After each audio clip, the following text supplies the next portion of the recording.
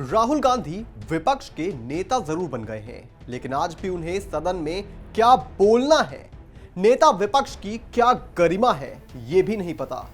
क्योंकि आज भी जब लोकसभा में बजट पर चर्चा हो रही थी तो राहुल गांधी ने अपनी सतही राजनीति का पिटारा खोल दिया और लगे लंबा चौड़ा भाषण देने, मगर बजट पर नहीं, क्योंकि बजट पर बोलने के लिए बजट की समझ होना जरूरी होता है। और इतनी मेहनत तो राहुल गांधी से होने से रही, तो लगे अपना वही राग आलापने। मीडिया, जातीय जनगणना, डर, धर्म और जाति, ये वही सुर है जिन पर राहुल गांधी की अच्छी पकड़ है। मगर इस बीच स्पीकर ओम बिरला ने राहुल गांधी को ऐसी डांट लगाई जिसे स्कूल में बच्चे सुना करते हैं। पहले भी कहा कि आप नियम प्रक्रिया का पूरा अध्ययन कर लें।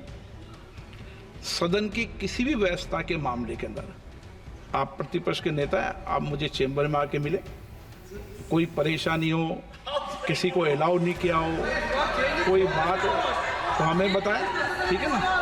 लेकिन सदन की आप अब बैठ जाइए, सदन के अंदर सदन की व्यवस्थाओं पर प्रश्न नहीं उठाएं। बताएंगे आपको सदन के अंदर राहुल गांधी ने क्या हरकत की और इस पर उन्हें क्या ज्ञान मिला। और उससे पहले अगर आपने हमारे चैनल को सब्सक्राइब नहीं किया है तो अभी सब्सक्राइब कर लीजिए और बेल आइकन दबाना न भूलें।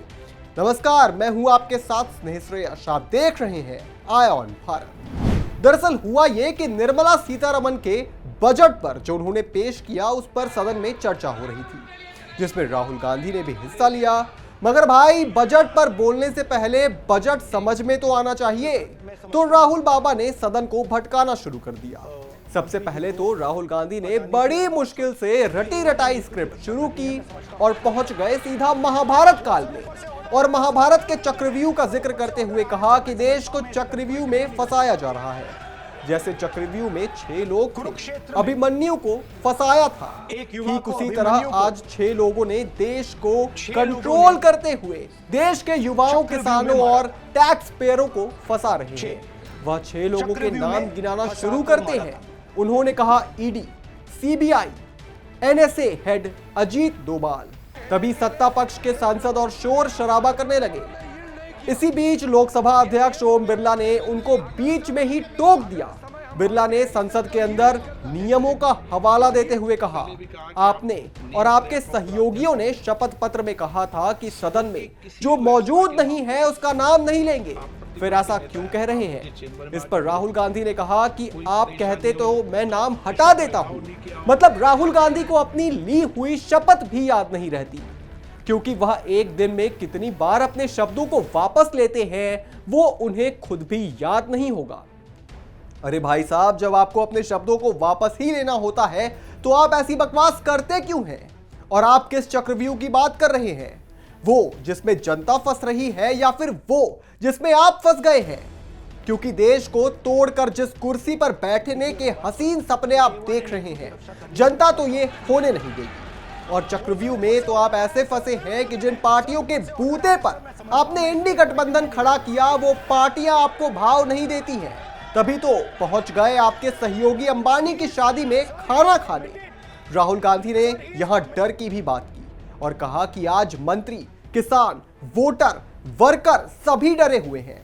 आप किस डर की बात कर रहे हैं राहुल गांधी जी? कहीं देश में फिर से कांग्रेस की सरकार ना आ जाए, कहीं आप इस डर की तो बात नहीं कर रहे। क्योंकि आपकी बातों से तो ऐसा ही लगता है कि जनता के बीच डर हो ना हो, आप जबरदस्ती एक माहौल बनाने की असफल कोशिश कर रहे हैं।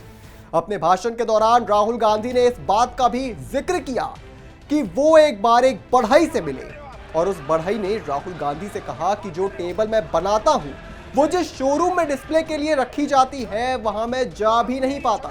जाहिर सी बात है वह गरीब का जिक्र कर रहे थे, यानी कि गरीब इतना गरीब था कि वो शोरूम में जा नहीं सकता है। तो अपनी गरीबी के बारे में उस बढ़ई ने राहुल गांधी से कहा तो उसने ये भी जरूर कहा होगा कि आपके परदादा जी कहते थे कि गरीबी हटा देंगे, फिर आपकी दादी जी ने भी यही कहा कि गरीबी हटा देंगे, फिर आपकी माता जी ने कहा कि गरीबी हटा देंगे और आप भी यही बात कह रहे हैं कि गरीबी हटा देंगे।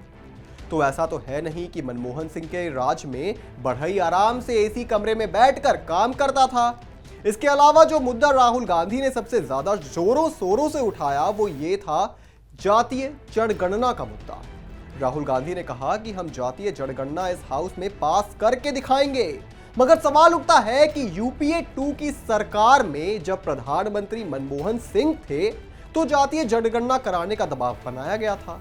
साल 2010 में लालू प्रसाद यादव और मुलायम सिंह यादव जैसे ओबीसी नेताओं ने सरकार पर दबाव बनाया कि उसे जातीय जनगणना करवाना चाहिए, और फिर मनमोहन सरकार ने बेबस होकर गणना करवाई थी, मगर उसकी रिपोर्ट आज तक सामने नहीं आई है। इसके अलावा कर्नाटक के मुख्यमंत्री सिद्धारमैया ने भी जातीय जनगणना करवाई थी, मगर उसकी रिपोर्ट तैयार ही नहीं हुई।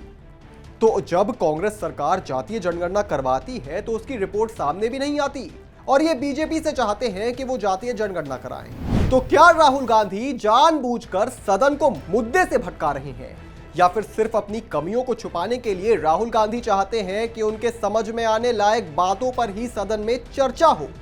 इस पर आप क्या सोचते हैं, हमें कमेंट करके जरूर बताएं। और भी तमाम बड़ी खबरों से जुड़े रहने के लिए आप देखते रहें आय ऑन भारत।